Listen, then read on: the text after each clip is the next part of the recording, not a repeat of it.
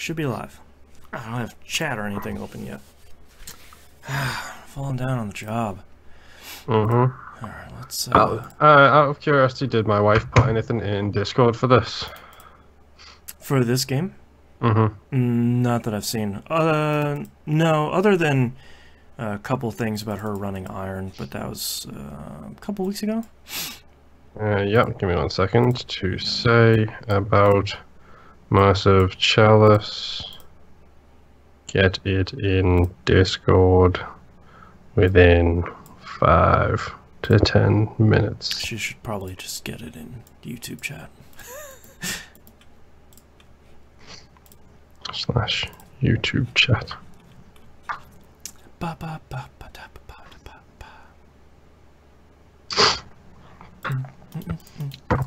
I just happen to know that this game has one of her favorite things ever in it, which is, well, we'll get there. Okay. Let's make sure that this got apologies everywhere. To everybody watching for the yawns. Yeah, it's a real sleepy day for both of us. Yeah, hashtag deal with it. Yep. Glasses come down. Okay, I don't know what I'm done here, but okay. I'm just gonna smile and nod. Nope, I didn't fuck up the audio, so that's good. Whew. Thank goodness. Yes, it's still running. Yeah. Okay, you ready to kick this thing off? 1 second. Do.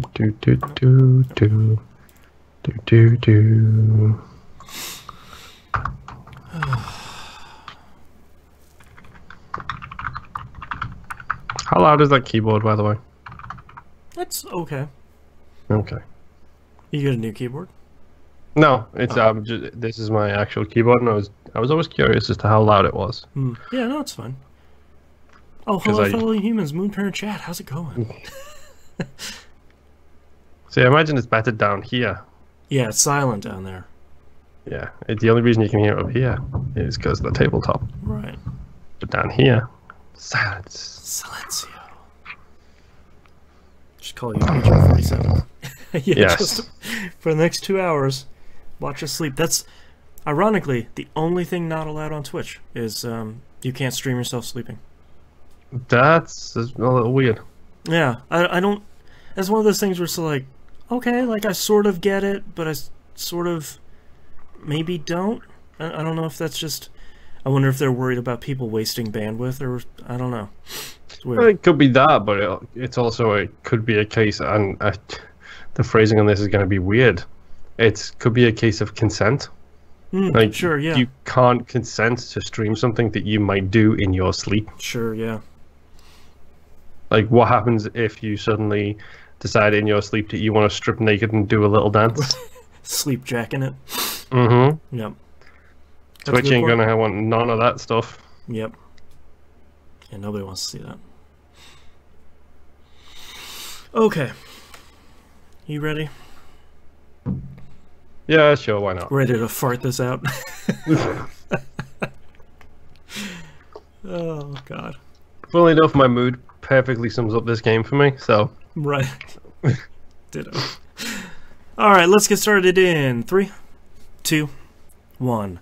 It's the third Saturday of the month, so we're back with Game Club. I'm your host, Boston. Joining me as always is Moonpier.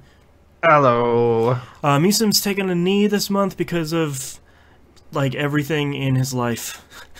Just everything's going bad. So let's just say it's hard to play video games without electricity and leave it there. Yeah. So, you know, he'll be back next month, and you know, we'll get everything sorted out then.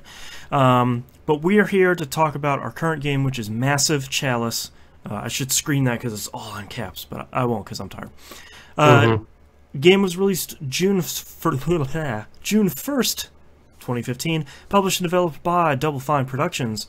Launched on PC, OS X, Linux, and Xbox One. The only other piece of sort of relevant info I have there is that Brad Muir was the lead designer on that, and he also did... okay, I need to remember... The Go ahead. trench Go game ahead. that has two names. Iron Brigade. Yes. Got it. It was Trenched.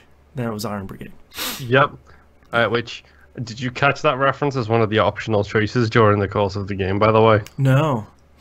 It's like they want you to promote something, so it's like, oh, you can promote this school, you can promote this like training academy or something for the regular folk, or you can promote this square ball team called the Iron Brigade. Great. I saw that and I literally burst out laughing. I was like, ha! That's really good. That's pretty good. Time Travel Metacritic 73, OpenCritic 74. That stayed pretty solid across all the platforms. It was around the low to mid 70s. Appears for the release date Splatoon, which sort of came out of the Wii U one that came out of left field, a surprise hit. Yep. Fallout Shelter landed on iOS. That's probably the game everyone was talking about instead. Yep. And Batman Arkham Knight. So the biggest part of a game from that studio, apparently. I haven't played it. I played a little bit of it, and it's an open world Batman game. It stuffed more stuff into it. Great. It's also worth mentioning as well that this was a Kickstarter game. Oh, it was. Yes. A goal of $725,000, and it was succeeded with 1.2 million. Nice. So easily cruised over the goal, and it was right around that period of, oh, we can do this on Kickstarter. Oh, video games work on Kickstarter. Yeah, I can't believe I forgot that, because Musim backed it at whatever level it was to have a house named after him. So the house Beauchamp was put in the game, which for the first time I didn't pick. I can't remember if I did. I think I did, but I can't remember. Yeah. As we ask every month, was this game top of the pile, middle of the pack, or overlooked? I think, like, the reception at the time, I think, was very middle of the pack, because I think that, but I think the issue with the pair of us is our general sources for video game news and information. One site specifically is gonna cover this game hardcore because of who made it. Right. Which is to say, GiantBomb.com gave this game a fair bit of coverage, while at all points saying, yo, we know the guy who's kind of the lead designer behind this. He's that smiley guy that's always on the streams, that guy. I don't know if they ever did a quick look of it, but they definitely had him on a fair bit to talk about it. Yeah, I would agree that it's middle of the pack.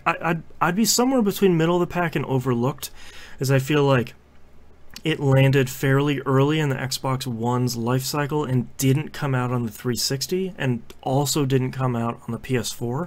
So I feel like that it sort of landed wrong time and on platforms that, the Xbox One took a little bit of time to gain steam. So I think it would be hard to encourage people to go try Massive Chalice, because in a lot of regards, 3 years on, it's already pretty dated. Yeah. Getting into what we do and don't like about the game. Yeah. I mean, let's get down to brass tacks. There is a lot of things about this game I love, and there's a lot of things about this game I actually really am not a big fan of. Okay. So, I mean,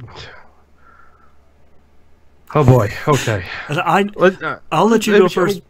Shall we actually just describe it first? Which is, it's a XCOM-esque strategy RPG. XCOM-like. Yeah, mixed with my wife is going to kill me for this. One of the Total War campaign games or something like that, or one of the Dynasty games. It's got like that houses and bloodlines and all that kind of stuff mixed in. Eons of characters and yeah. And it's got I genuinely actually like the art style in this game. I think that's one of its selling points, is I think it has a cool art style that makes it's very easy to tell what type of units you have and what type of units the enemies are. It's not like, well, here's aliens and the bad one is the purple one, but they all sort of look the same. You know, they're just palette swaps. Yeah. Okay, so, oh boy. This is tough because there's almost nothing I like about this game. See, that's the problem for me, is there is a lot I do like about this game. Like, I like the XCOM style combat. Like, I think they do a pretty good job of building their own version of the XCOM turn-based strategy kind of stuff. Mm-hmm. Genuinely do enjoy that. There is like 5 enemy types, which is a problem. Yeah, to me the low number of enemy types isn't necessarily the problem with the enemies. It's that there are too many that punish you for killing them up close when the majority of your units at the beginning of the game are Caberjacks, so the melee unit. It's like, yeah, that's a little... It feels a little bit like that should be some of the end units, where it's like, oh, the last 2 you unlock, you make sure you throw the potions and you shoot the arrows and all that stuff. It feels a little bit... That's certainly not the biggest problem with the combat, but it doesn't help. Yeah, I mean, the limited enemy types, I mean, you kind of hit on it there. Like, I struggled at the beginning of this game because they throw ranged units at you that do some nasty punishing effects on you straight away. And some of them sap your experience, which is just the worst. Why video games? And then stun you when you get close. It's like, great. So, I struggled a lot with the start of this game. It was actually, I was very grateful because my wife absolutely adores this game. And I can see why, because it tickles a fair few buttons that she really, really loves. Sure. This is right in her wheelhouse. I can understand why she absolutely adores it. But I struggled a lot, and then it was only thanks to her basically saying, look, get archers. Get a whole bunch of archers. Yeah. And then use them very efficiently, and that will help. Right. And it did. Because the range is crazy. Yes. Especially when they get like to the higher levels and stuff. It's difficult to see the use in a fair few of the other classes, because it's like, okay, you've got a semi-middle ground guy who does melee and range attacks, but he has a limited number of range attacks, which are very powerful. But then he's really bad when he does the melee. Is that the potion throwing guy? Yeah. Like and his accuracy is bad. It starts off bad. Like, by the end, by the high level stuff, I had a couple of them, especially when you start getting relics and stuff like that in the timeline. I had a couple of them who were like, oh, you're 10 squares away and it's still 100% accuracy. Nice. Because why not? Right. I don't know, like, let's start on the combat. So I actually quite like the combat. Okay. What about it don't you like? Virtually everything. So I think the 2 biggest problems for the game is we'll talk about the game's 2 big influences as we go. Clearly, one of the 2 big influences is XCOM. And as part of that, you need that fog of war. And I get it. But the problem is that it feels like the enemies behind Fog of War aren't moving at the same time. So pretty quickly you kill 5 or 6 enemies and you're like, oh, that's not all of them. Now you have to start spreading out and scouring the corners of the map. That gets really tiring, combined with how abysmally slow movement, attacking, everything about the combat really is. I think the combination of those 2, where it's sort of like, okay, I found another 3 enemies and I killed those. That's not the end of the map. Okay, let's go to a scouting party again. That gets really frustrating really quickly for me. And I think compared to something like the most recent XCOMs, I haven't played the classic ones, but the most recent one, XCOMs, the enemies are moving off screen, like in the Fog of War. So a lot of times they're going to be pushing towards you at the same time that you're pushing towards them. So it's just, you can wait it out a little bit, but not in Master Chalice. Yeah, you do have to find them before you actually can do anything about them. Like, they're very rarely in a larger scale sense, they're never going to come to the beginning of the level if you sit there for 40 turns. No, I completely understand. That is one of the for me, that is one of the negatives about the combat. It's painfully slow, which is a theme I think that will go throughout the rest of this episode. We are unfortunately also playing Sunless Sea at the same time we're playing this game. Two games that are, let's call them, they have a deliberate pace, and that pace is glacially slow. Well, let's also mention the fact that it's the end of the year. Yes. We're both exhausted for different reasons. Right. So it's one of those really bad situations where it's like, here's a roguelike that we're playing that is very deliberately paced. Yep. Here's a game club game that we're playing that is very deliberately paced.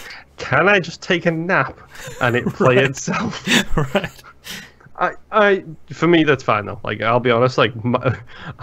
Massive Chalice was my, hey, I'm gonna get my raids done in Strike Force. I'm gonna get my story missions done in Marvel Puzzle Quest. Yeah, you can multitask. I'm gonna match the hell out of these 3 gems, and I'm gonna press the auto battle button on Strike Force as quick as I can, and then go back to taking my next turn. But yeah, the combat is very, very slow. Like you said, like we did discuss, like I do love the designs. I like the layout and the level design for the different zones. Like each different zone has different layout, and I do like that. Yeah, me too. I hate the one on the very bottom, like dead south, dead center, is the white one with the stupid eggs. I hate it. Yep, always the worst. It's really good level design and really good design of like how to interact with that type of map. I absolutely hate it. It's just I think you're right. It's one of those where it's like, I appreciate the level design. I think you guys did the right thing. It's just that game has to have one of those levels you hate, where you get in, where they invade, and you're just like, okay, I'll do it. I don't want to, but that's the place I gotta go. It's this stupid cannonball flying pirate ships in Super Mario Brothers, whatever it is, 3. Yeah. It's one of those, it's like, oh great, one of these levels. Right. I'll do it, and I'll lose a bunch of lives, but I've gotta. Yeah. Okay, so we've settled the combat. Let's talk about the actual... Oh boy. The other half of the game. Let's go over the timeline, the house building, and the bloodlines kind of story. Yeah. Which I wish I could remember the game, like the game my wife is obsessed with that has this kind of stuff. Because they actually recently patched it into one of the most recent versions of the game because everybody basically rebelled that it didn't have the bloodline stuff in it. Oh, I'd be curious to see. Is it one of the Dynasty Warriors games? No, like we're talking like houses and familial power and stuff like that. Now I'm curious because that sounds like something that would be pretty interesting. Yeah, so they designed it around 2 modes. I'm glad I found this article again. Tactical, which is the turn-based combat mode, and then strategy, which is the other half, which is the timeline and the research and the house building and succession and bloodlines and all that. Yeah, which they do some stuff in this that I love. Like, I do love the whole relic thing. Like, it's a genuinely good idea. Here's a dude who made a name for himself in combat. He's dead. He has a cousin, or he has a brother or a sister or whatever, or a niece or a nephew or a grandson who he can bestow his weapon onto, and then they can keep going with that weapon. Right. That's a fantastic touch because that gives you the ability to take someone who's a young and low level and power level them really quickly because they have a weapon that's already essentially been through one full life.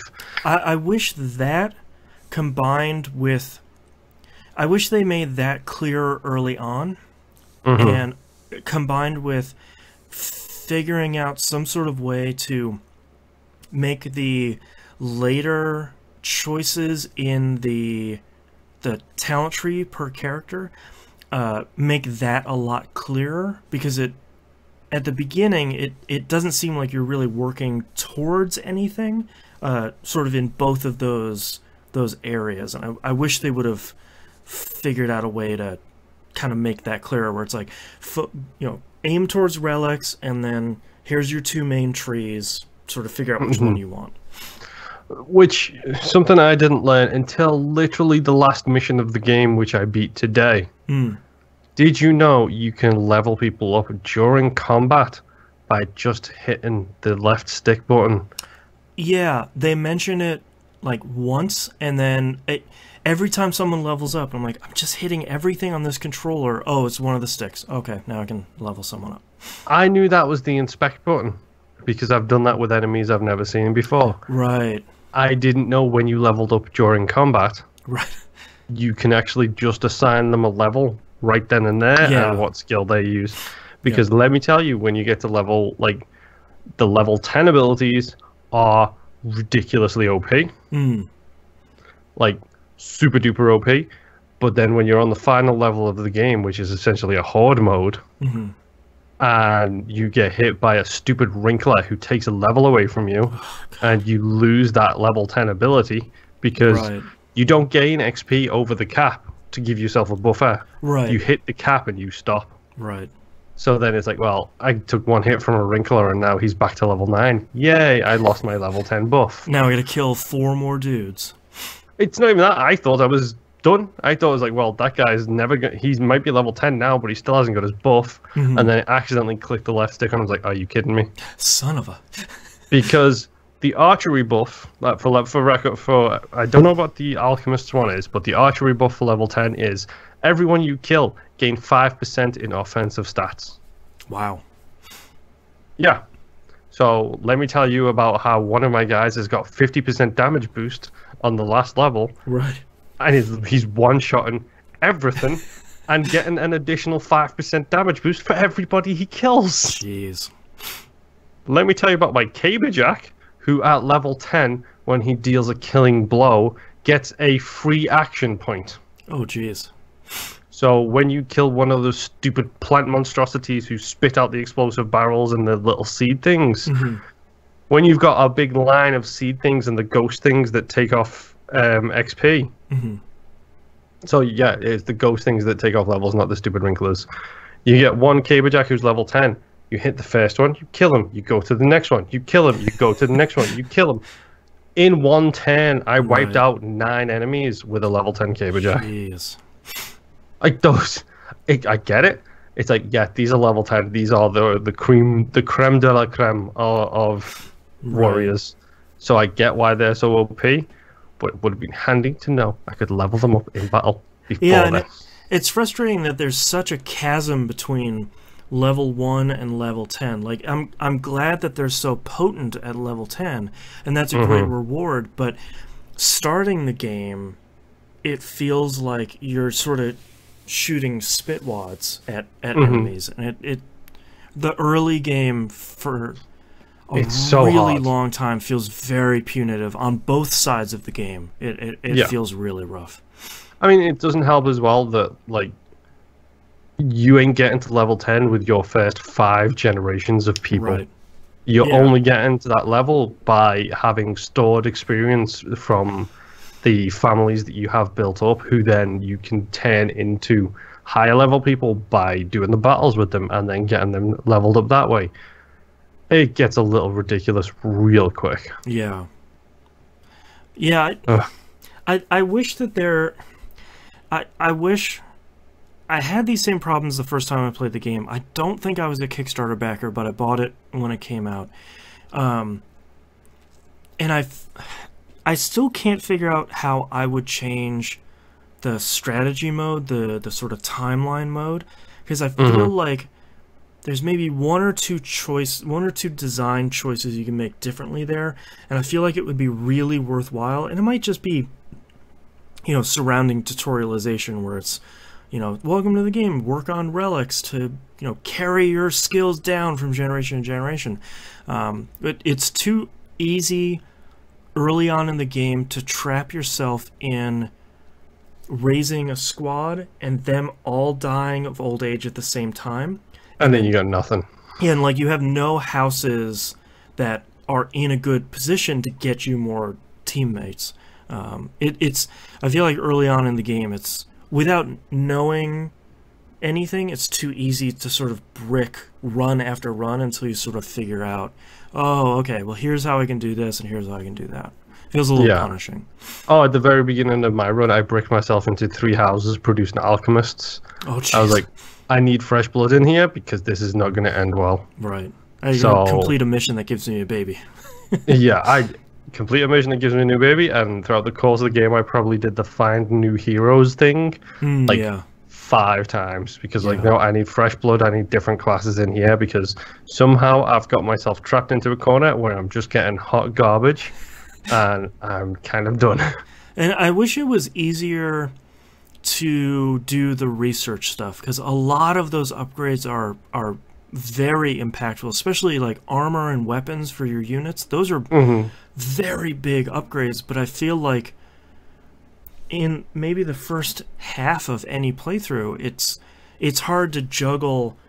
Do I increase my the effectiveness or the defense of my units, or do I start creating more houses, or do I start getting some of the other buildings set up and researched? You know, that balance is pretty hard. Yeah, and it's like, oh, you can get a crucible which increases your training, which is the only way to get the people who are not in your Vanguard unit higher level, so then they produce higher level people. Right. But then to do that, you need to ideally put one of your Vanguard as the standard, so that then they, you know, they pass that experience down even further. It's so many intermingling systems, and it feels like each system got one line. Yeah. It's like, this is a house. This is the regent. Pick a partner. They produce babies. These are the baby types you're gonna get. Right. Figure out what to do with them later. Here is a crucible. It trains people. Here is the whatever the research building is called. Right. It improves the speed of your research. Right. I don't know. Figure it out. Yeah, it's like by how much does it improve my research? Like how much does it do? And then, unfortunately, the XCOM side of the game is given even less. Where it's sort of like, here's how to move. Here's how to shoot stuff. That's it. Good luck. And that's sort of, I get it, but I feel like that's where you start seeing a lot of the lower budget and the delays from this game is sort of like, you know, you're expected to play a whole bunch of playthroughs before you get one that is really solid. And I didn't look at a wiki or like a best starters guide or anything like that, because half the time it's sort of like, do these 3 things and then the rest of the game is impossibly easy. It's like, well, I don't really want to do that. Yeah, it's the roguelike thing. We don't want to we would rather stumble into the best build possible, right, and have the joy of discovery than just have it told to us. Yeah. I think for me, if I was going to distill Massive Chalice down, is I think there's 2 double finds. I think there's the double find that makes original games like Trenched, like Broken Age, like a lot of the stellar stuff that they make. That stuff is really great. And I know that Brad Muir was saying he designed it because he loved XCOM and Final Fantasy Tactics.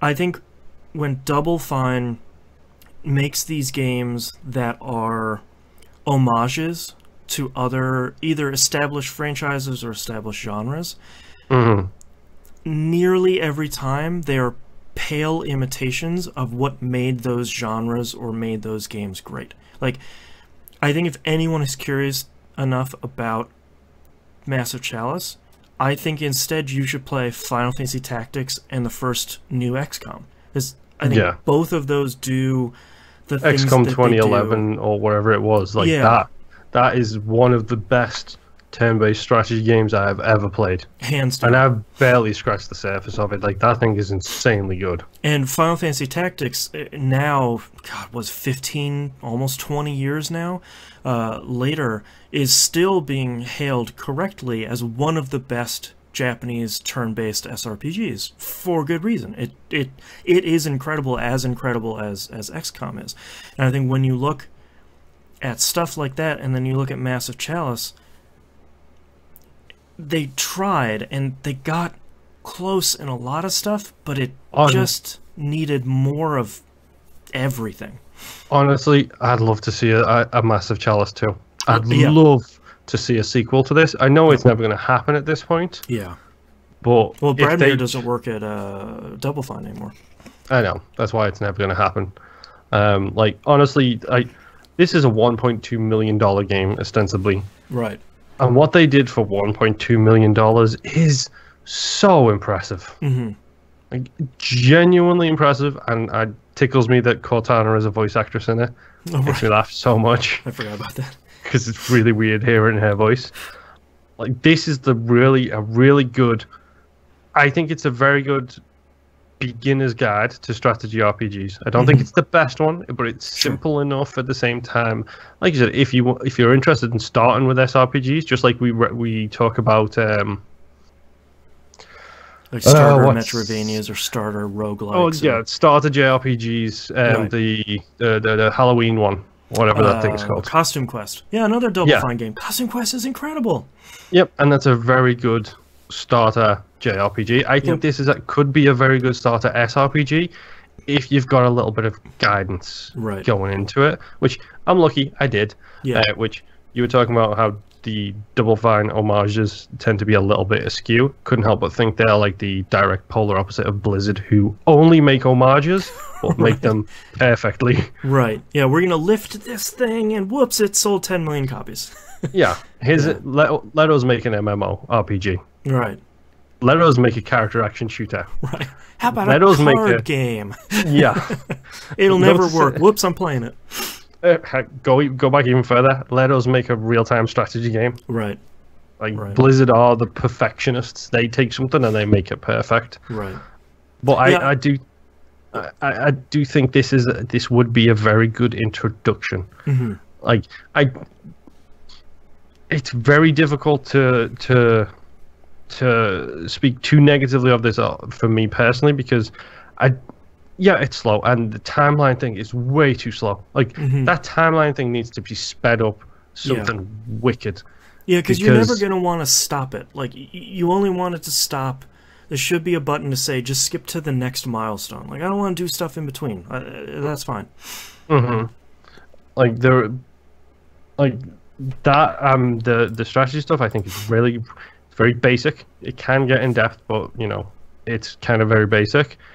I think it's a good stepping stone from here to stuff like XCOM. And then if you want to go absolutely crazy and the timeline stuff is what really dragged you, go play Crusader Kings 2. Right. And if the SRPG stuff really grabbed you, go play the ones you mentioned. Go play Final Fantasy Tactics. Go play XCOM. If you want to go literally insane, go play Disgaea 1. Sure. Yes. Yes. If you absolutely want to go insane with hereditary stuff. Hereditary stuff. Systems upon systems upon systems upon systems. Like all of the systems. Disgaea 1 is that kind of thing. Like that's the expert level SRPG. Right. Yes. Shall we say? That's your like 400 level class. Well, I'll be honest, like, it's really difficult for me to say, but this is 100% a middle ground game for me. Yep. It's like, I felt like Costume Quest had the humor to carry me through, and the story was cute and intriguing enough. Yeah. I wasn't in that to enjoy the combat or anything like that. Like, it was the writing that got me through. Whereas this felt like a bit of a slog to me because I wasn't invested in the houses, because I didn't understand 100% what I was doing when I first started playing. I imagine if I was to start a new game tonight, I would probably actually enjoy the beginning part of the game a whole bunch more. Sure. But jumping in as semi-blind as I did, with little tidbits of information from my wife, like, this game has sat squarely in the middle. And again, we mentioned earlier, our personal circumstances. We're both tired. We're both looking to take a break. It's the end of the year. And it's the end of the year. And it's like, here is two very, very deliberate games that you're playing at once. And it's like, Snoozeville. Come on. Yeah. All right. Let's talk about our next game then. I'm guessing you really didn't like this one, by the way. No, I think for me to wrap up, I think it's a solid game made by a team of people that obviously loved the game that they were making. I just think it needed more time in the oven, and it needed way more tutorializing, because I feel like it almost wants to be a roguelike, where it's like, oh no, you ended your run, try again.